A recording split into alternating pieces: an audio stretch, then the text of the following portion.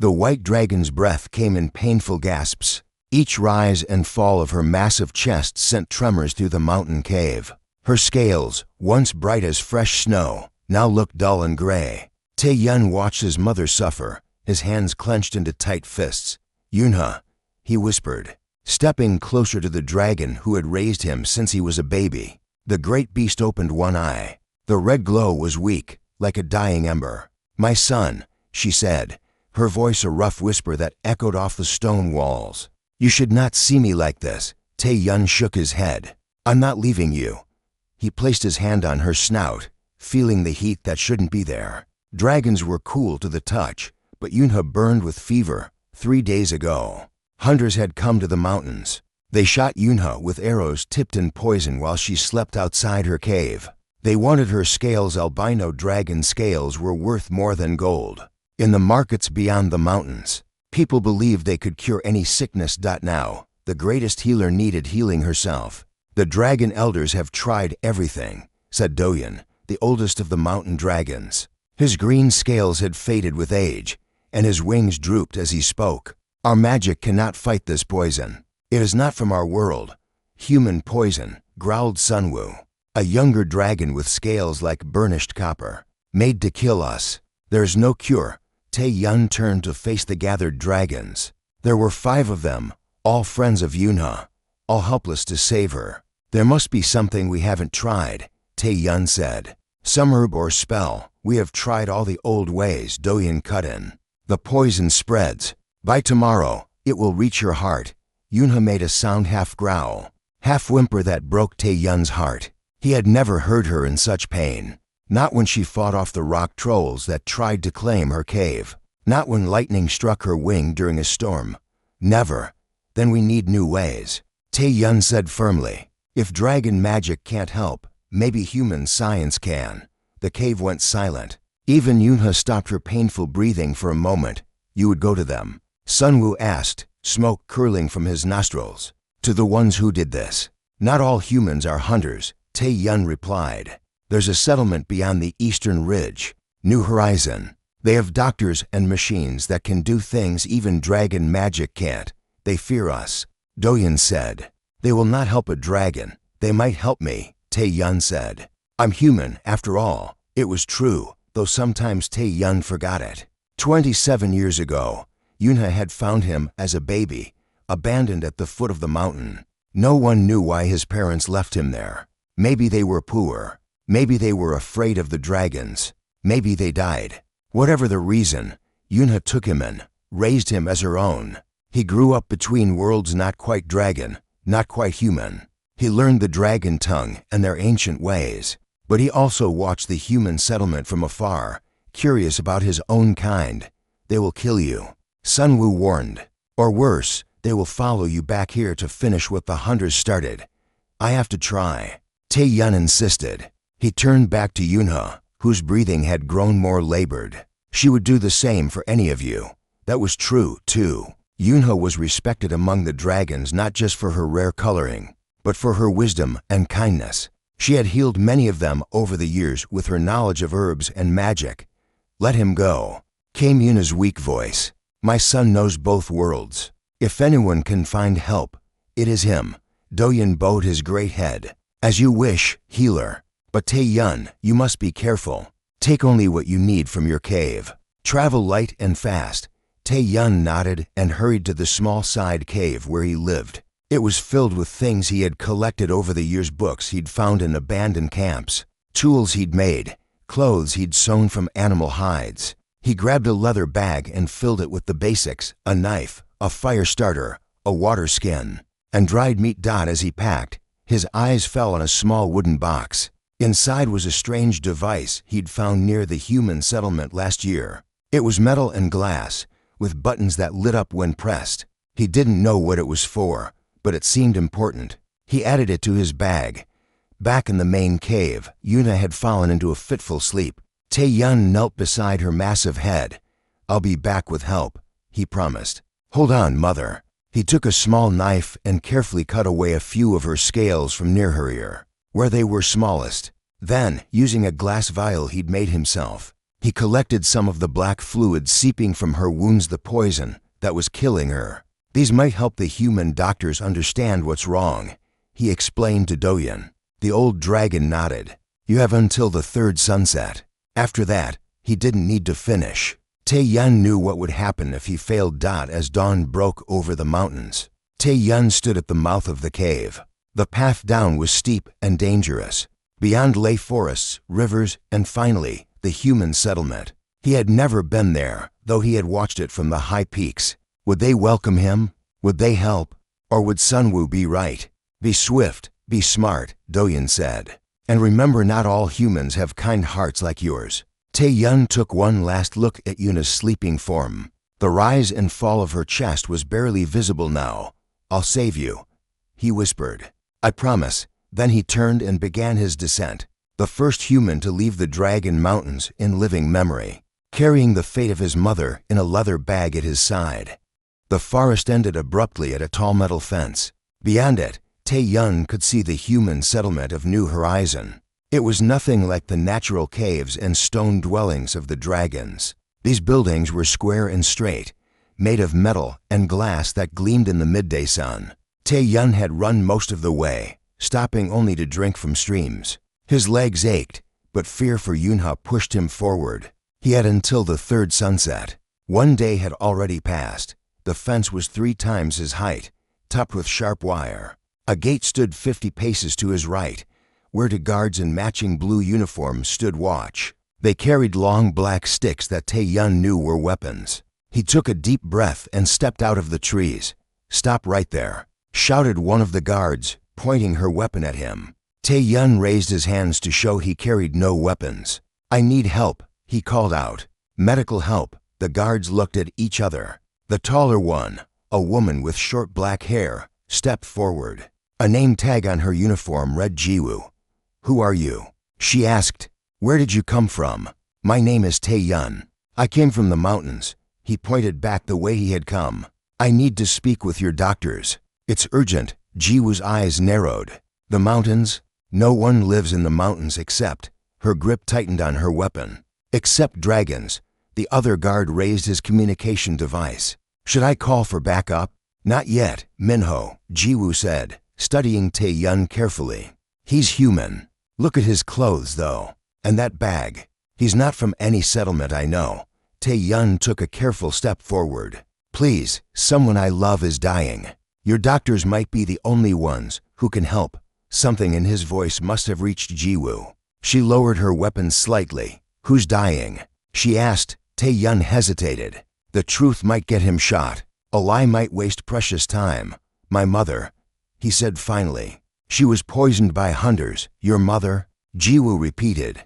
In the mountains? Yes, she raised me since I was a baby. Tae-yun decided to risk everything. She's a dragon. An albino dragon named Yunha. The guards stared at him in shock. Minho raised his weapon again. He's crazy, Minho said. Or lying. I can prove it, Tae-yun said quickly. He reached slowly into his bag and pulled out the white scales he had taken from Yunha. They caught the sunlight, shimmering with rainbow colors. Jiwoo's eyes widened. Those are dragon scales, yes. And this, Tae-yun held up the vial of black poison, is what's killing her. Hunters shot her with arrows tipped in this poison. Our healers can't stop it. Jiwoo and Minho exchanged looks again. Then Jiwoo pressed a button on her wrist device. Chief, we have a situation at the East Gate. A man from the mountains. Says he was raised by dragons. He has scales and something else. Requesting permission to bring him to medical. There was a pause. Then a crackly voice responded. Granted. Full security protocol. Jiwoo nodded to Tae-yun. We'll take you to our chief medical officer. But I'll need your bag, and you'll be escorted at all times. Tae-yun handed over his bag without argument. Thank you. The inside of New Horizon was even stranger than it looked from outside. The ground was hard and smooth under Tae-yun's feet. Lights glowed without fire. Strange vehicles moved without horses or dragons to pull them. People stared as the guards led him through the streets. They arrived at a white building with a red symbol on the front, a circle with a line through it. Inside, everything was clean and bright. The air smelled sharp, like the herbs Yunha used for cleaning wounds. A man in a white coat waited for them. He had gray hair and kind eyes behind clear glasses.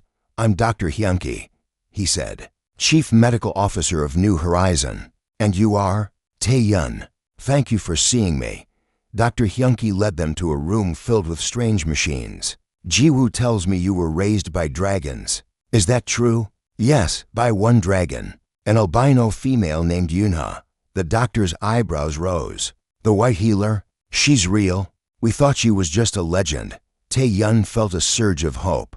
"You've heard of her. There are stories. A white dragon who knows the healing arts. Some say she saved humans who got lost in the mountains." Dr. Hyunki looked at Tae-yun with new interest. "And she raised you?" "Since I was a baby. Now she's dying, and I need your help." Tae-yun explained about the hunters and the poison. Dr. Hyunki listened carefully, then asked to see the scales and the vial. He put on gloves before handling them. "Fascinating," he murmured, examining the scales under a bright light. "And this poison?" He placed a drop on a glass slide and put it under a machine with a screen. "I've never seen anything like it. It's attacking the cells at an incredible rate.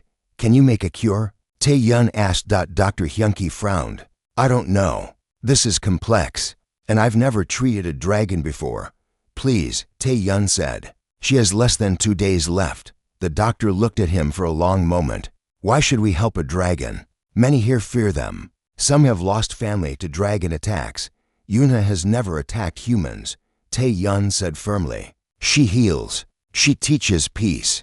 And she saved me when my own kind abandoned me." Dr. Hyunki nodded slowly. "Wait here." He left the room with Jiwoo, leaving Tae-yun with Minho, who kept his hand near his weapon. "Is it true?" Minho asked after a while. "You really live with dragons?" "Yes, they're not what you think. They're wise and kind. They tell stories and sing songs that make the mountains echo." Minho looked doubtful. "My grandfather was killed by a dragon." "I'm sorry," Tae-yun said. "Not all dragons are peaceful, just like not all humans are kind." Before Minho could respond, Dr. Hyunki returned with Jiwoo and an older woman in a dark blue uniform. "This is Director Suman," Dr. Hyunki said. "She leads our settlement." Director Suman studied Tae-yun with sharp eyes. "Dr. Hyunki wants to help your mother. He says this could lead to important medical discoveries. It could save her life," Tae-yun said. "It could also be a trap," Director Suman countered, "luring our best doctor into dragon territory." "I'll stay here as your prisoner," Tae-yun offered. "Send Dr. Hyunki with guards. Just please, help her." Director Suman seemed surprised by this offer. She turned to Dr. Hyunki. "How long would you need to analyze the poison and create an antidote?" "At least a day. Maybe 2. We don't have to days," Tae-yun said, his voice breaking. "She'll be dead by then." Dr. Hyunki thought for a moment. "What if I start work now? If I can identify the key components quickly, I might be able to create something to slow the poison, even if it's not a complete cure." Director Suman nodded. "You have 12 hours. Then we'll decide what to do next." As they left, Dr. Hyunki placed a hand on Tae-yun's shoulder. "I'll do my best. Tell me everything you know about dragon biology. Every detail might help." For the first time since leaving the mountain, Tae-yun felt a flicker of hope. He began to talk, sharing secrets of the dragons that no human had ever heard before. Outside the window, the sun continued its journey across the sky. 1 day gone, less than 2 remained to save Yunha. Night fell over New Horizon. Inside the medical building, lights still burned bright. Dr. Hyunki had not stopped working since Tae-yun arrived. His white coat was stained with chemicals, and dark circles had formed under his eyes. Tae-yun sat nearby, watching the doctor move between machines. He had answered countless questions about dragons: how they breathed, what they ate, how their hearts worked. Now all he could do was wait. "How is it going?" he asked, as Dr. Hyunki looked at yet another screen filled with colored shapes. The doctor rubbed his tired eyes. "This poison is unlike anything I've seen. It attacks the blood first, then moves to the lungs and heart. Can you stop it?" "Maybe." Dr. Hyunki pointed to a blue liquid in a glass tube.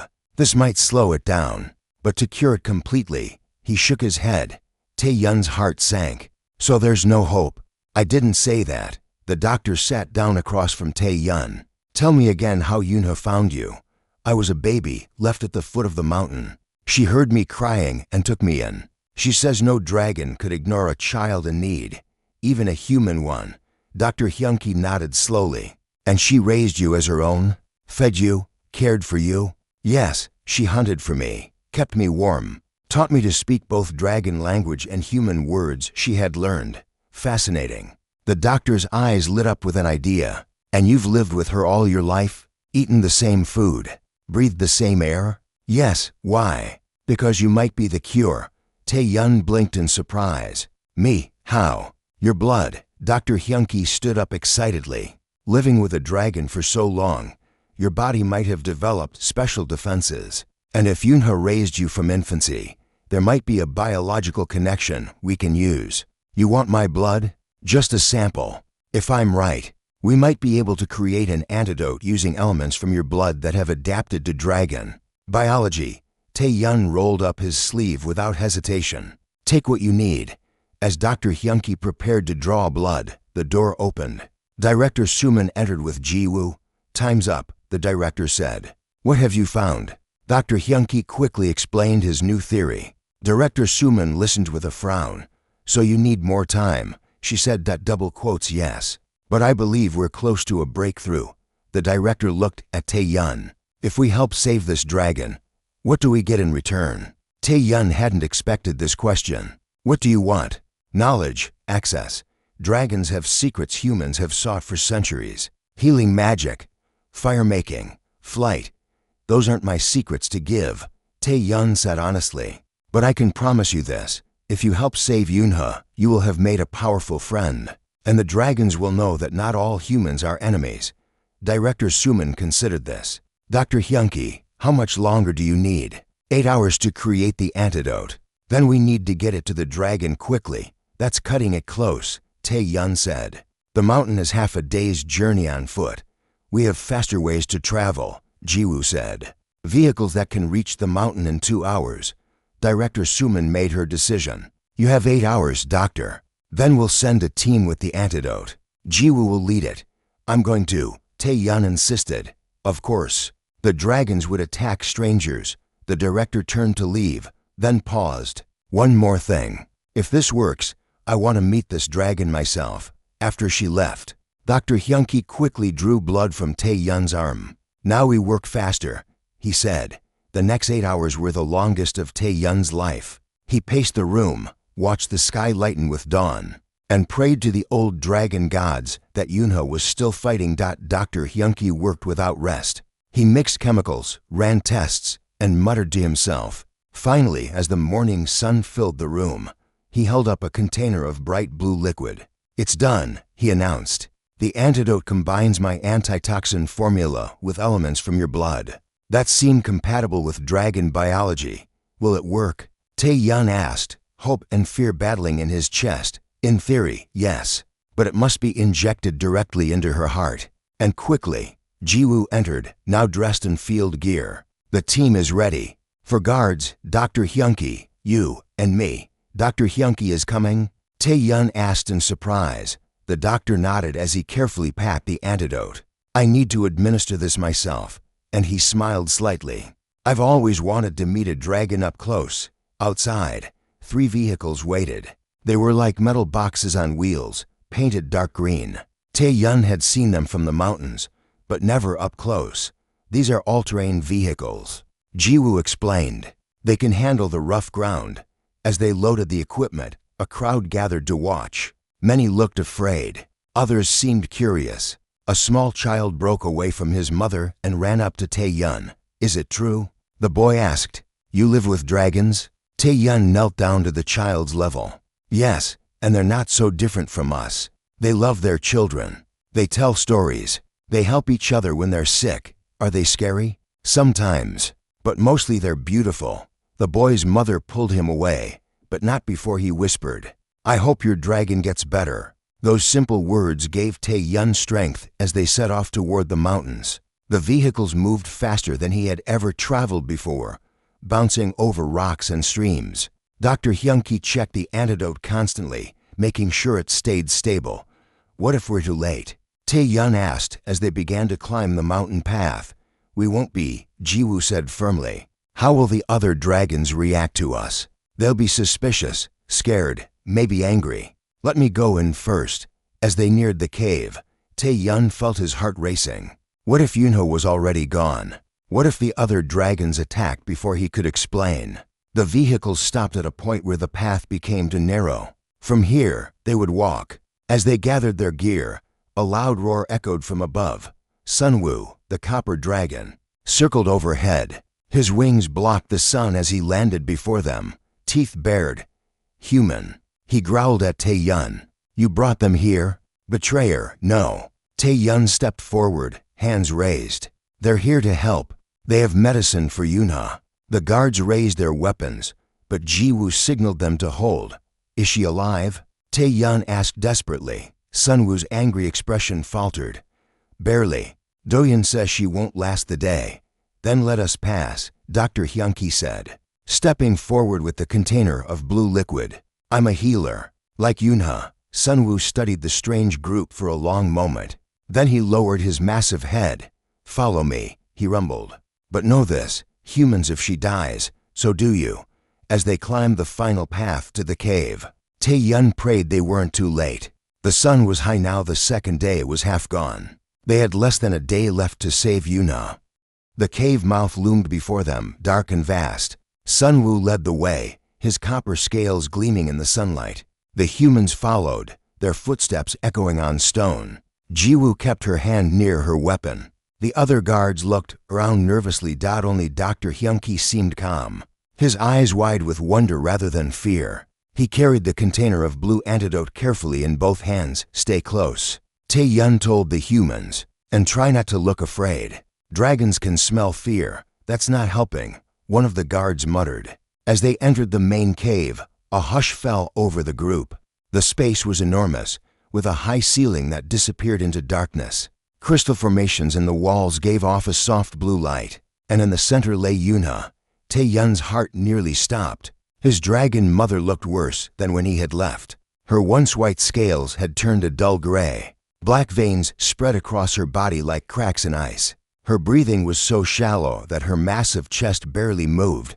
Round her stood the other dragons. Old Doyeon, his green scales faded with age. Two younger dragons with scales of deep blue and rich brown. They all turned to stare at the humans.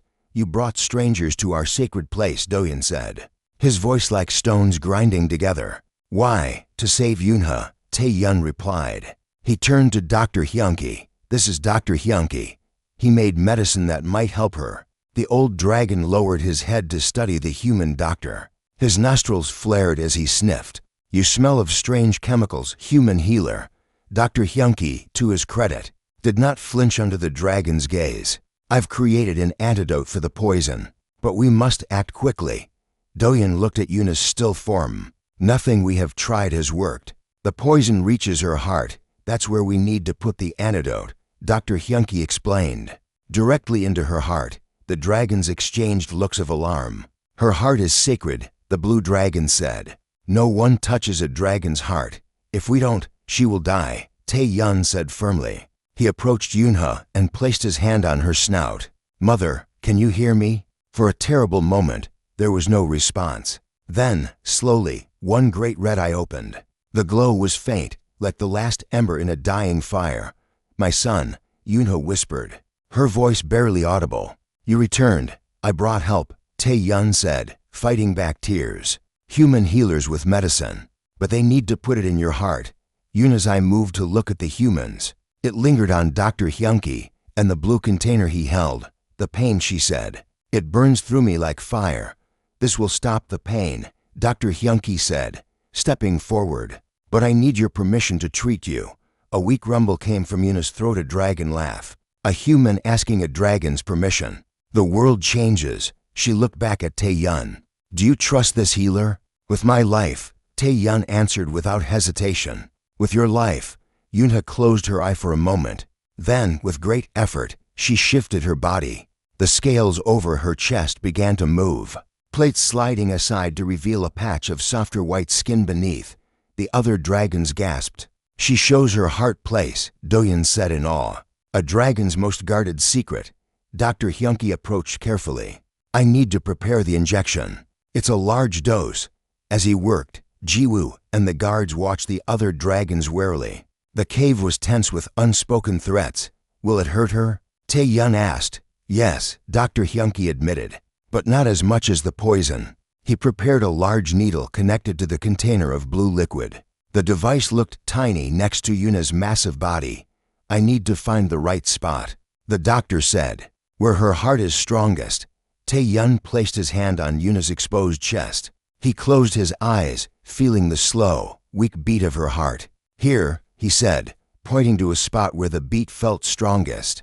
Dr. Hyunki nodded and positioned the needle. Ready. Tae-yun held Yuna's head, looking into her half-closed eye. This will hurt, mother, but then you'll feel better. Yuna made a soft sound of agreement. Dr. Hyunki took a deep breath and pushed the needle in. The white dragon's body tensed. A low growl of pain escaped her. The other dragons moved forward, but Doyen held them back with a raised wing. Now the antidote, Dr. Hyunki said, pressing a button on the container. The blue liquid flowed through the tube and into Yuna's heart. For several long moments, nothing happened. The cave was silent except for the dragon's labored breathing. Then Yuna's body shuddered. A violent tremor ran from her head to the tip of her tail. Her wings spread halfway, knocking over a small stone formation. What's happening? Tae-yun asked in alarm. Her body is fighting the poison, Dr. Hyunki explained. Though he looked worried, the antidote is boosting her own defenses. Yuna's breathing became more rapid. The black veins on her scales seemed to pulse. She let out a roar that shook dust from the cave ceiling. Is she dying? The blue dragon demanded. No, Dr. Hyunki said, checking his instruments. Her heart rate is increasing. That's good. It means the antidote is working. Another shudder ran through Yuna's body. Then another. Her tail lashed out, nearly hitting two of the guards. Jiwoo pulled them back. Everyone move away, Dr. Hyunki ordered. Give her space. They retreated to the edge of the cave. Tae-yun wanted to stay with Yuna, but the doctor pulled him back. The next few minutes are critical, he explained. Her body is fighting hard now. Yuna's convulsions continued. Her wings beat against the air, creating gusts that blew through the cave. Her roars became louder, stronger. The black veins, Doyen observed. They fade. It was true. The dark lines that had spread across Yuna's scales were growing fainter. And her scales, they were changing too. The dull gray was giving way to white, like clouds parting to reveal the moon. It's working, Dr. Hyunki said, his voice filled with wonder. Her body is purging the poison. With one final, mighty roar, Yuna reared up on her hind legs. Her wings spread fully, nearly touching the cave walls on either side. Her eyes flew open, blazing red like twin suns. Then she collapsed back to the ground. Breathing hard, the cave fell silent. No one moved. No one spoke. They all watched the white dragon, waiting. Slowly, Yuna raised her head. Her movements were weak but steady. She looked around the cave, her gaze falling on each face in turn. When she saw Tae-yun, her eyes softened. The pain, she said, her voice stronger than before. It's going away. Tae-yun rushed to her side, placing his hand on her snout. The medicine worked. Yes, Yuna's scales had regained some of their shine. The black veins were almost gone. I feel the poison leaving my blood. Dr. Hyunki approached cautiously, his medical scanner in hand. May I check your vitals? Yuna lowered her head in permission. The doctor ran his scanner over her body, nodding at the readings. Remarkable, he said. Your system is processing the antidote perfectly. The poison is breaking down. The other dragons moved closer, sniffing at Yuna and rumbling in their language. Doyen turned to Dr. Hyunki. Human healer, the old dragon said. You have done what our magic could not. We owe you a debt. Dr. Hyunki bowed his head. I only did what any healer would do. No, Yuna said. Not any healer would help a dragon. She looked at the humans with new respect. Perhaps there is hope for our kinds after all. As the sun began to set outside the cave, casting long shadows through the entrance, Tae-yun felt a weight lift from his heart. Yuna would live. The poison was defeated, But as he looked between the dragons and humans, still watching each other warily, he knew that one battle was over but another was just beginning. 1 month had passed since Yuna's healing. The mountain air was crisp and clear as Tae-yun stood at the edge of a wide, flat rock that jutted out from the mountainside. Below him stretched a new path wider and smoother than any mountain trail before it.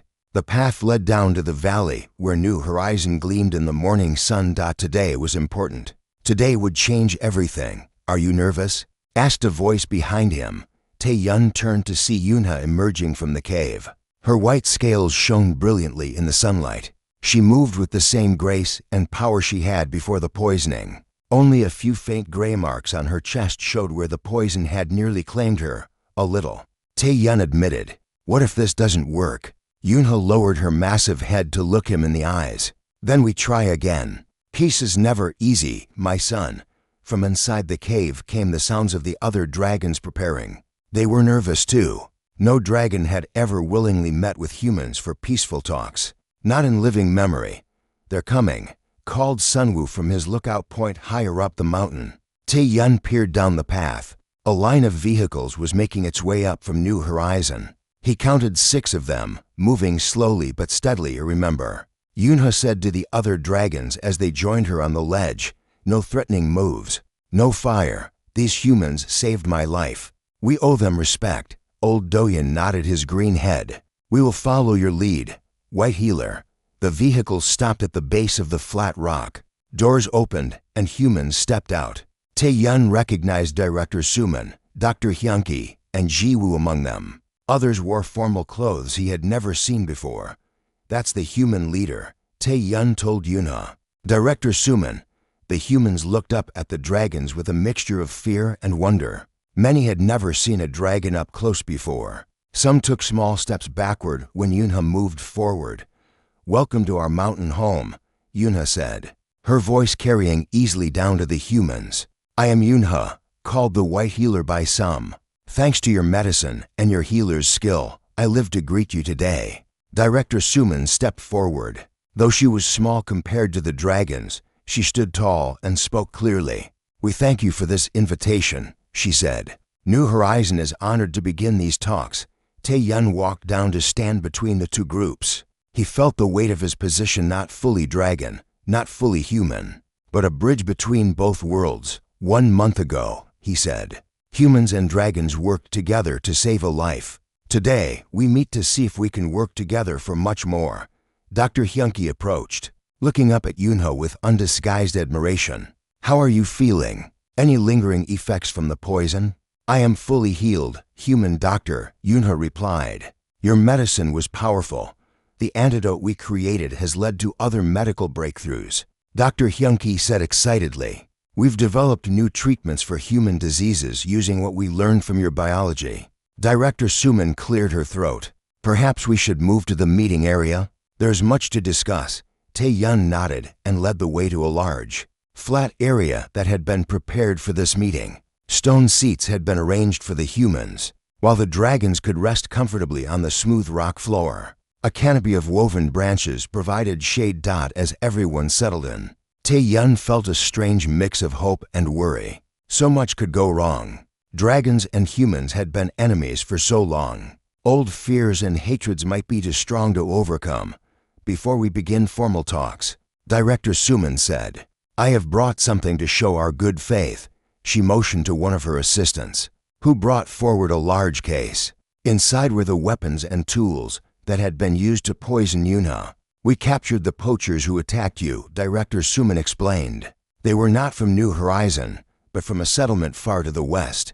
They have been punished for their crimes. Yunha studied the weapons, then nodded her great head. Justice has been served. We thank you. The formal talks began. There were many issues to discuss: hunting territories, safe passage for both species, trade possibilities, and knowledge exchange. Sometimes voices grew heated. Once, Sunwoo had to step outside to cool his temper when a human suggested dragons should be studied more closely. Through it all, Tae-yun moved between the groups, explaining, translating, and calming tensions. By midday, they had reached agreement on several small but important points.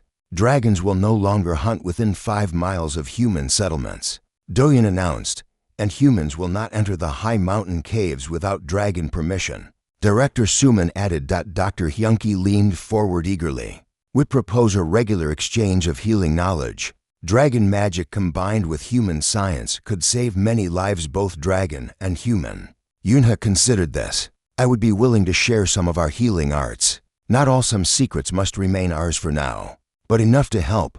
As the sun began to set, the talks wound down. Both sides seemed tired, but satisfied with the progress made. It was just a beginning, but an important one.